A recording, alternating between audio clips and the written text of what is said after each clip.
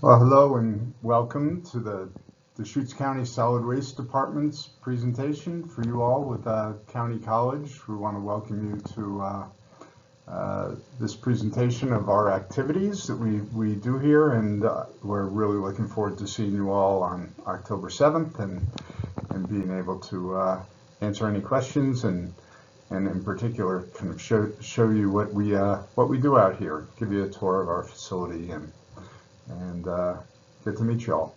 So my name is Tim Brownell. I'm the director of the Solid Waste Department. I've been here for, oh gosh, 3.5 years, coming on 4 years now. I've been in the solid waste industry and recycling and composting infrastructure development work for, oh gosh, close to 35 years now. So happy to be talking with you, and as I said, looking forward to meeting you all. We oversee collections for all of the and that's collections of recyclables and solid waste / garbage, compost, as well as some glass in some areas. We oversee those activities in the unincorporated part of the county, and there are cities that also oversee collections within their jurisdictions. So depending on where you live in the county will determine who you need to call if you have any issues or questions. We also provide recycling services. Those are largely done, if not collection. We have pretty comprehensive system of recycling drop-off locations around the county. And are looking to expand those even further over the next couple of years. We also, at all of our facilities around the county, which we call transfer stations, where the public can come and deliver materials, both recycling and solid waste and yard debris. From all of those facilities, we then transfer those materials either to the landfill or to a recycling facility or the compost yard. So we are responsible for the coordination of the movement of all those materials, in particular the waste, throughout the county to our centralized facilities. And then, of course, we're responsible for the disposal. So we run a landfill here at Not Landfill, just outside of Bend. And we've been taking materials here since probably the 60s or 70s, but as opposed to a dump being a modern municipal solid waste landfill since the late 80s. On the collection side, we have franchise service providers. So Cascade Disposal and Republic Services now have the exclusive rights to collect in specific areas within the county, as well as those two haulers are also contracted to provide services to different cities.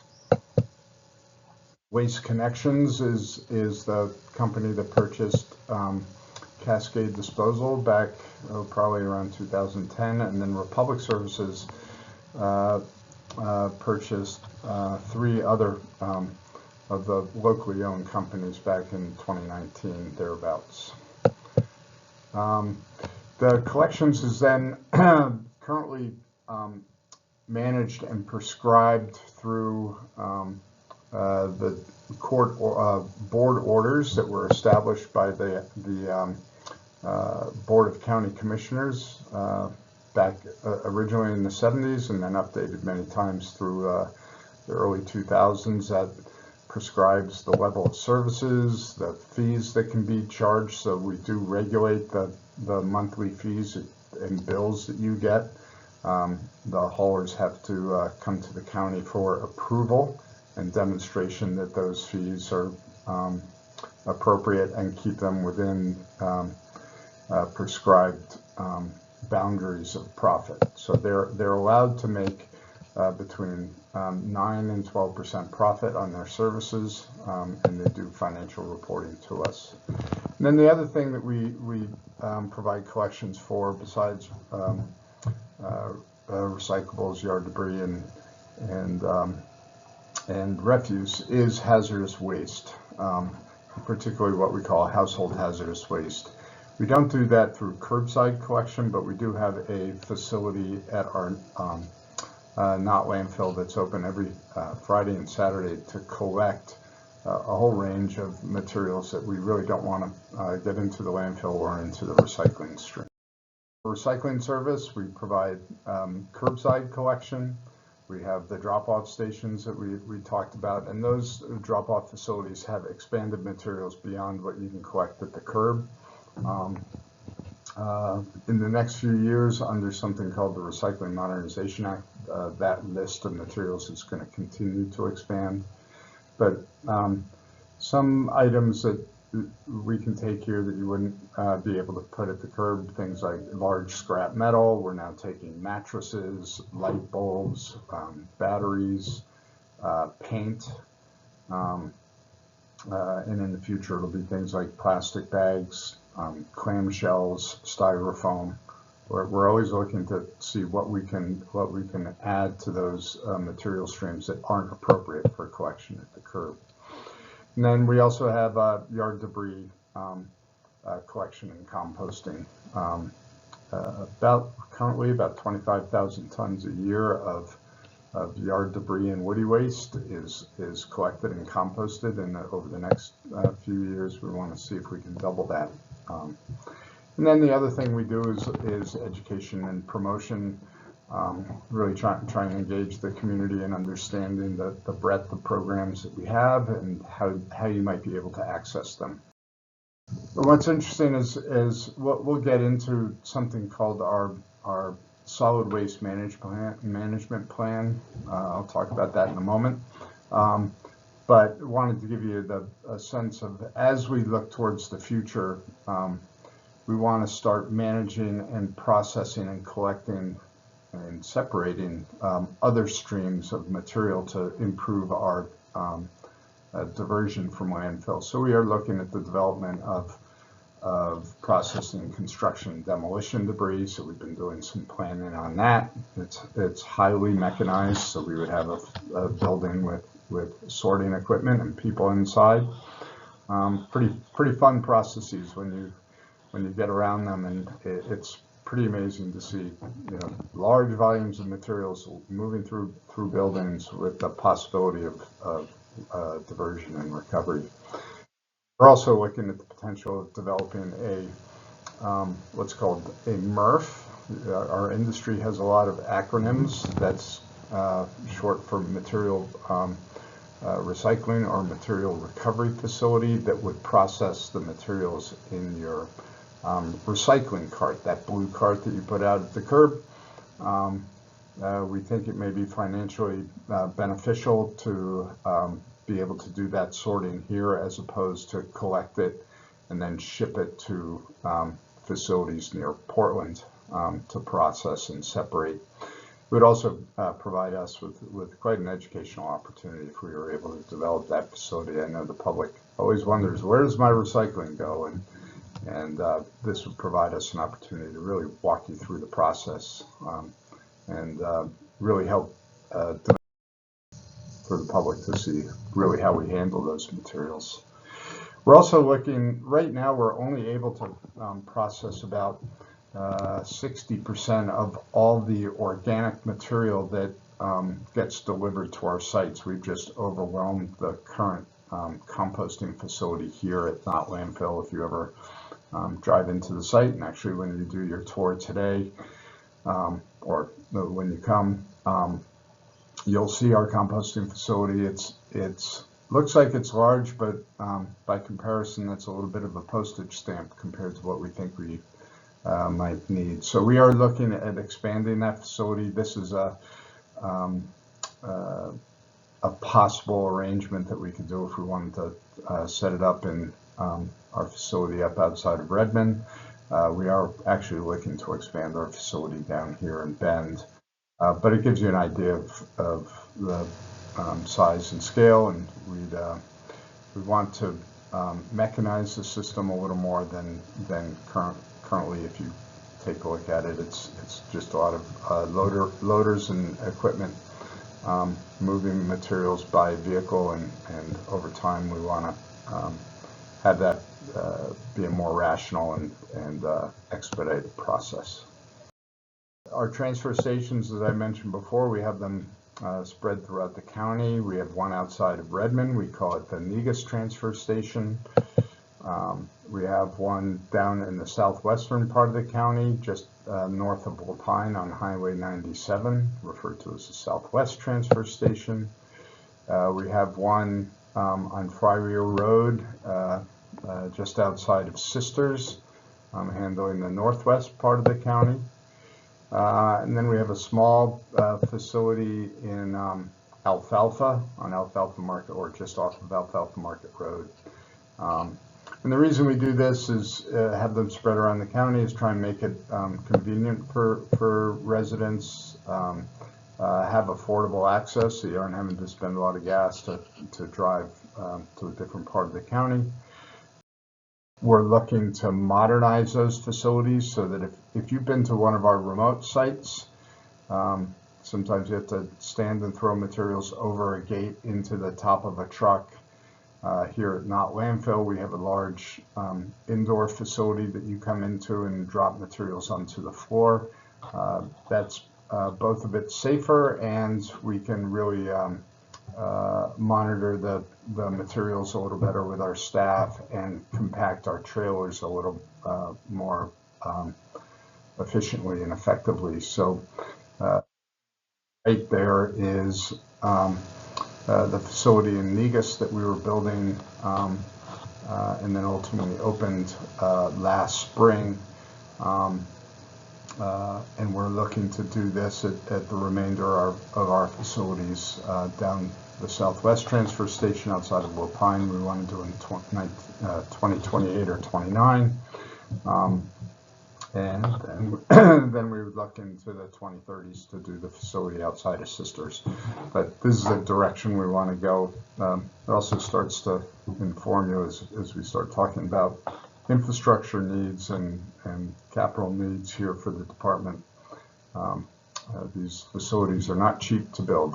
They cost somewhere between $20 and $25 million a piece. So solid waste requires pretty significant infrastructure to keep the outflows of our community moving, just like here. Not Landfill, as I mentioned, been open since the 60s. The area, I don't know, I think you see my head and placed in this presentation. The area where my head is the old part of the landfill. That's the area that we would call the dump, where it was really, that area had been excavated, 40s, 50s, 60s, 70s, for rock and soils. And a lot of times dumps were basically situated where they could fill in old holes, and that's what they were doing here.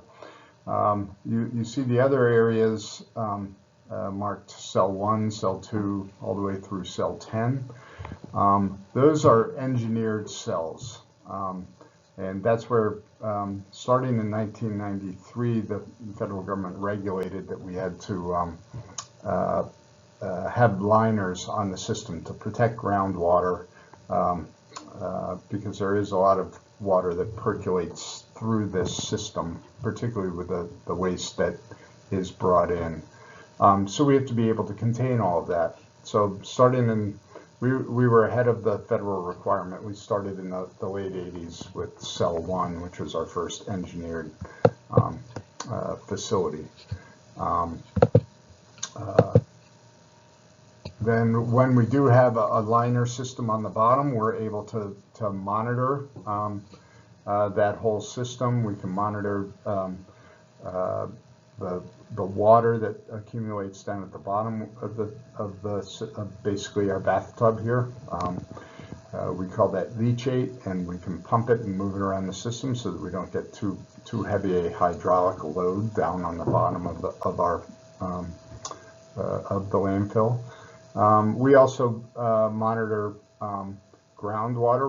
We're here at not landfill. It's 700 feet down below us. So we have monitoring wells that have been go all the way down to that aquifer down below, and we're 4 times a year we have that water tested to make sure that we aren't doing anything up here that has impacted air. We also have gas probes on outside of our property that help us monitor the methane gas, which is generated as things decompose without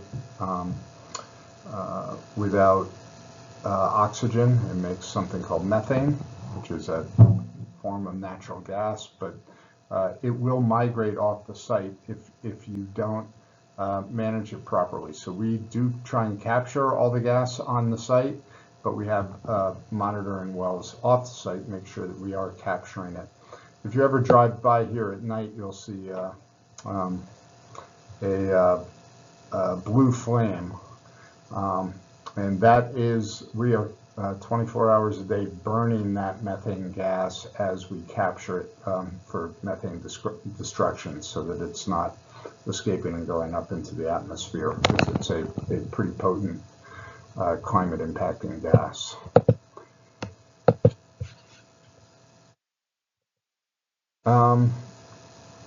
And then this facility here, we are anticipating that it will be full by the some point in 2031. So we are also responsible for figuring out how do we close this. It's going to be once we're finished. You can see here there's a diagram of a landfill. You can pause it and poke around, pause the presentation and poke around if you want. You can see that there's a liner system on the bottom. So here we dig out about, first we have to excavate rock. We had lava flow or basalt on the top, so that gets blasted, and some of the rock is used for our drainage system here on the landfill, and some of it's sold to market. Then we dig down another 30 to 50 feet below the basalt, make a 80 foot or so deep hole here on the site, put a liner on the bottom, and then start to fill. And you can see this kind of demonstrates all the different monitoring systems and controlled systems we have to have.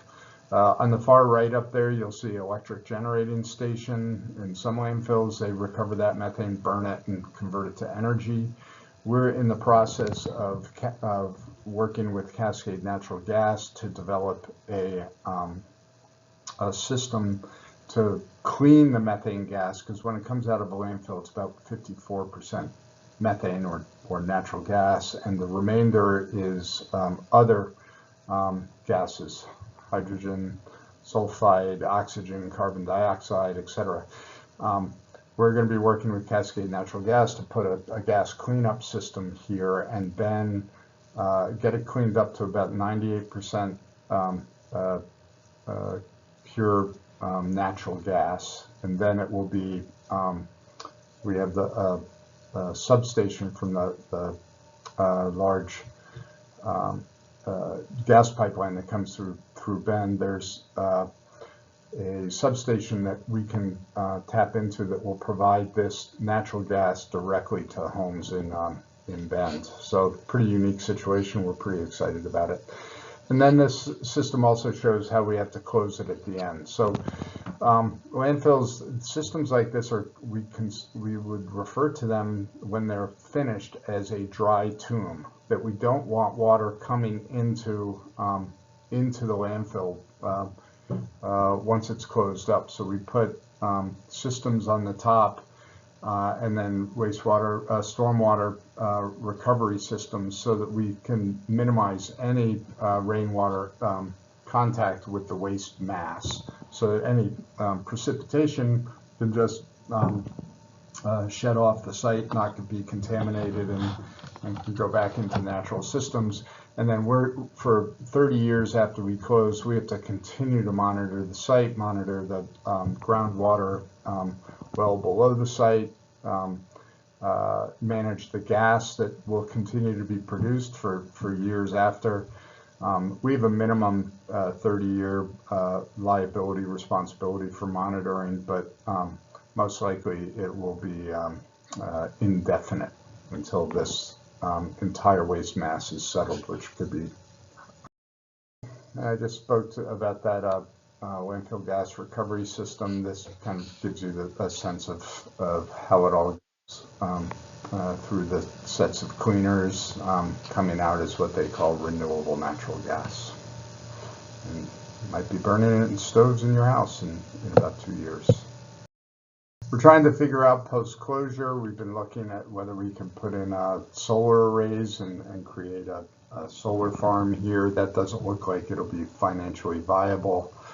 So we may start looking at other passive uses, whether we have Frisbee golf park here or walking paths, or if it's an education center and goats grazing. But we still have some work to do and probably go through a process for that. And wanted to tell you a little bit about how our system is financed. We are not financed under what the county would call the general fund, or a fund that comes from property taxes. We are what we call an enterprise fund, meaning we derive all of our revenues from our activities, which cover our costs. So that is primarily through the disposal fees that we charge both the collectors who come by your house as well as the public who brings materials to our facilities. And that currently we charge $90 per ton for every ton of waste that comes through here. Our operating budget is roughly $20 million, $21 million this year. And those tip fee revenues probably generate $18–19 million of our total budget. We get money from the collectors for the right to collect. They give us a portion of their gross receipts. For the county, it's 5%. For the cities, it's 7%. So that actually gets tacked on to your monthly collection bill. Sale of recyclables, revenue from energy recovery. So when we have that full system in place, we should be getting, and we're selling natural gas back to the grid, we should be getting about $500,000 a year on that. And as I said, no tax-based support. So in just to give you a sense of the size of the stream we're dealing with, last year, households and businesses generated 310,000 tons of discards. We'll call it solid waste, but that's not the amount of materials that got disposed. We diverted about 85,000 tons through our recycling collection programs and our composting programs. So we ended up putting into the landfill about 225,000 tons of waste. That comes out to roughly about a ton of waste per person per year is in the county is what we're throwing away. So as I said, we're diverting about 28% of our waste stream. We've set a goal, both the county and the state have set a goal for of diversion for about 45% of our waste stream. So when I talked earlier about us wanting to develop new facilities for increasing recycling and composting, that is for us to be able to meet and we believe far exceed that 45% diversion rate here in the county. So when we're managing stream materials like this, we really want to have a roadmap forward. So the county convened a committee that worked 2018 into 2019 to develop a master plan that kind of is the blueprint for how we want to move forward here in the county over the next 25 to 30 years. That plan was completed in 2019. And the primary areas that it looked at was expanding and improving recycling programs. So that's our construction and demolition materials. When we say we want to build a facility to process those, and I would say it's that and other bulky wastes. That's over 40% of the materials of our total waste stream is related to the construction and demolition activities here in the county with all the building and the growing population. That's a significant portion. So we want to build a facility to capture the wood and metals, wire, bulky plastics, cardboard, gypsum board, sheetrock, those types of things.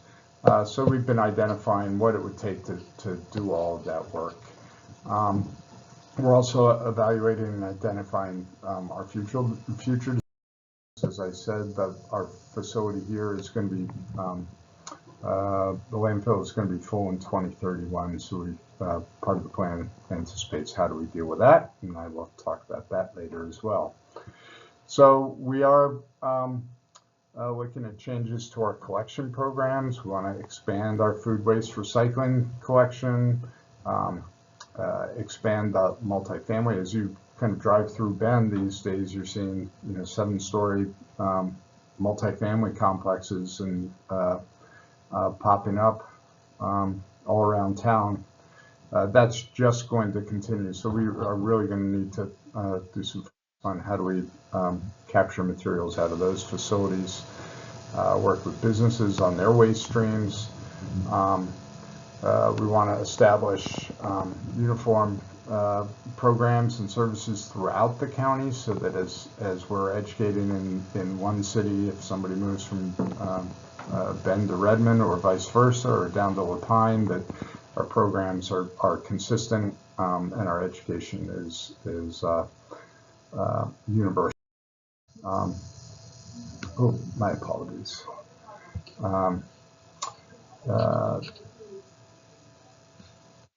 So I will step into one of the recommendations of the solid waste management plan was the development of a new landfill here in the county. We did look at whether a landfill would be the appropriate thing, or should we look to take materials elsewhere. We also looked at other disposal options, things like incineration. Should we build an incinerator here? The alternatives like incineration, or you might hear phrases of anaerobic digestion, gasification. We haven't seen any system of scale work cost effectively or for the long term without some adverse environmental impacts that is competitive or as trustworthy as landfilling for disposal. That may change 30 years from now, but currently landfilling was through the solid waste management planning process, the landfilling was determined as the best option for the county. And then we started to look at, does it make sense to transport that material out of county, or should we look to develop a in-county landfill? And through that process, from a cost perspective, an environmental impacts perspective, and a local responsibility perspective, it was determined that probably the best approach would be to attempt to do an in-county landfill, and we can discuss that in more detail when you're here. But that's the approach that we're taking. And so with that decision in 2019, we convened a group called the Solid Waste Advisory Committee to help the county in developing the process for how to site a facility in the county and then move through the process. So that committee has 12 appointed members from each of the city, from the general public, from the haulers, from the environmental community. And then they helped us establish the criteria by which we should be evaluating sites. And then they've been convening on a monthly basis when we are reviewing sites for consideration or moving them through the process. So they've been a great help to us. We've also had a consulting group do all the technical work and support the committee in their work. And then that committee makes recommendations to the Board of County Commissioners as to their findings and where they recommend that we should move forward. And ultimately, the board makes the final decision as to whether they want to move forward on a site for permitting.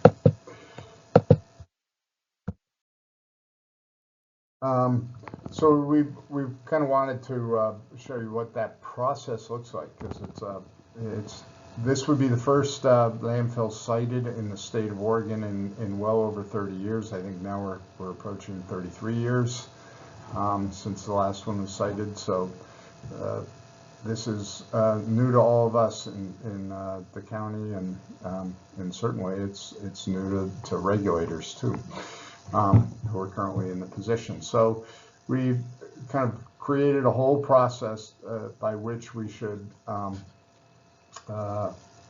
move through the process. First, we did the solid waste management plan that asserted that we should look to site one here. Then we created the criteria by which we could judge sites. Then we collected data to figure out what might be areas in the county in which we could site, and then what might be potential properties within those areas that would be potentially large enough to do it. And then we run it through some steps to determine, is it appropriate? Would that site be appropriate? Or are there something what we would call fatal flaws that prohibit it from even moving forward? So that's what broad area screening does, and focus area screening is it really starts to, from a funnel perspective, take large areas with little information, and then bring it down, and you'll see through the process that we were able to kind of minimize the number of sites that we had to really look at. So this gives you a sense of, first we identified areas where we could not put a site. This big bubble down here on the bottom right hand corner, sage grouse, core sage grouse habitat. We can't put a landfill in there. Can't put it within perimeters. These circles up here are the perimeters around airports. There could be faults, geologic faults, or other geotechnical restrictions. So this showed us where we couldn't. And then this started to identify areas where we might be able to look for large swaths of property. So areas of. So this slide here just shows you the different criteria that. So when we started with the process and we identified potential parcels that were big enough, they had to have at least 250 acres that would be fillable for disposal materials. So we wanted a site that was close to 500 acres so that it could handle. So we had originally identified over 200 parcels. Pretty quickly running them through those criteria, we got it down to 31 that might be didn't have a immediate fatal flaw. And we ran those through what we call broadside screening. And those materials, or those sites quickly got whittled down to 12. And these are those 12 locations around the county. And of those, during this time, we started to have discussions with local airports. They were citing concerns around some of the sites we were looking at. The EPA requirement about how close to an airport we can be, there's a hard and fast rule that we can't be within 10,000 feet or roughly 2 miles from a runway. However, there's broader advisories from the FAA that landfills shouldn't be within 5 miles of the property boundary of airports. And the biggest thing that they're concerned with is bird strikes. So the landfills attract larger scavenger birds, things like ravens, hawks, eagles. We have bald eagles, golden eagles here, believe it or not. So large scavenger prey, as they ride the thermals, they could get up pretty high up in the air in and around the landfill. So we adhered to the advisory and the requests from the airports to stay away from that 5 mile zone. So that dropped us down pretty quickly to really 5 viable sites that we could really look at. Of those 5, ultimately we came down. This was our first crack at the egg here in 2024. We had really 2 sites that were left for us to do what we called a final site evaluation, which was a really deep dive into the site and make sure things like cultural resources, that this wasn't sacred land, what have you. And those 2 sites, as you can see on this map, one we referred to as the Rock East site near Pine Mountain, right on the edge of sage grouse habitat, but not in the core sage grouse habitat. That's the site right here. And then another one just east of the Badlands, an aggregate mine that the owners were interested in selling to us. As we showed earlier, we showed kind of how a landfill operates, but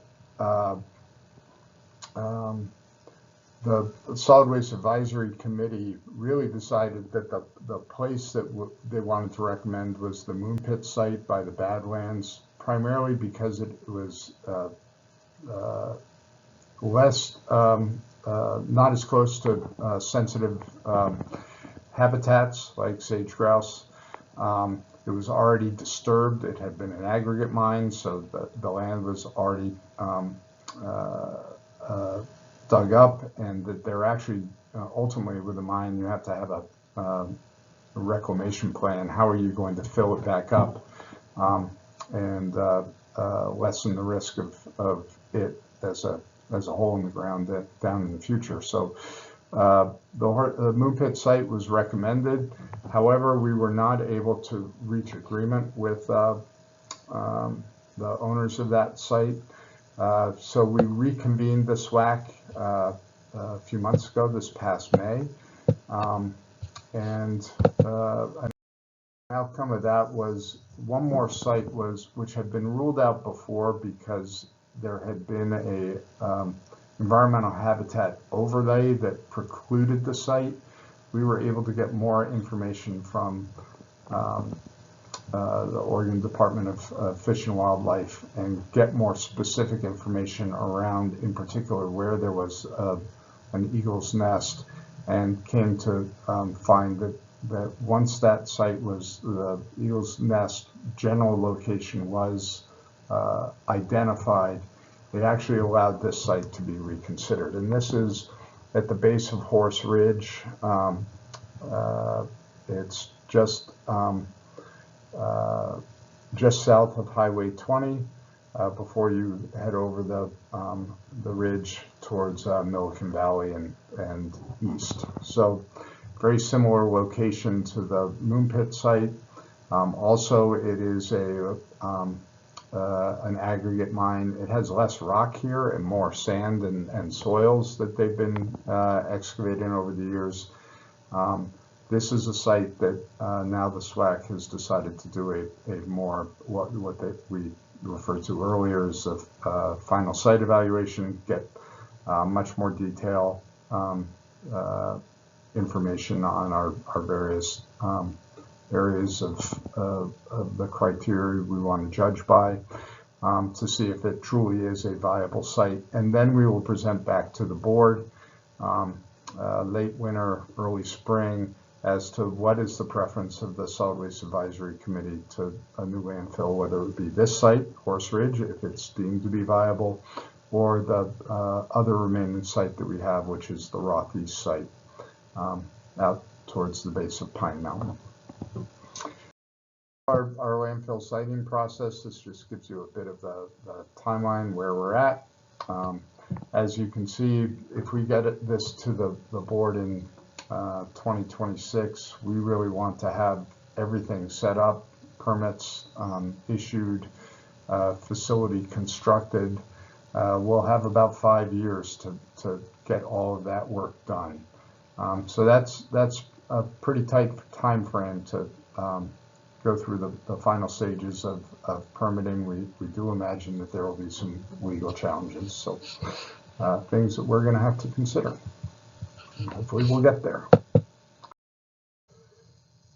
When we go through that process, we've had, depending on the location, we've had different public comments. The sites that were located anywhere near neighborhoods, we had significant public involvement and attendance at our meetings, voicing their concerns around about a landfill anywhere near their homes, impacts on groundwater. You can see there's a lot of concerns around wildlife and impacts on those. So these are just kind of give you the idea of the types of comments we were getting. The larger the font, the more comments we got in regards to that issue. So it's a nice kind of graphic way to give you an idea of community input. We had close to 2,000 public comments, whether they be email or in person, through this process. So we're proud that we've been able to have it as transparent as possible, but I will say it's certainly an emotional process for people who are nearby a potential facility. So with that, we really look forward to seeing you here on the 7th.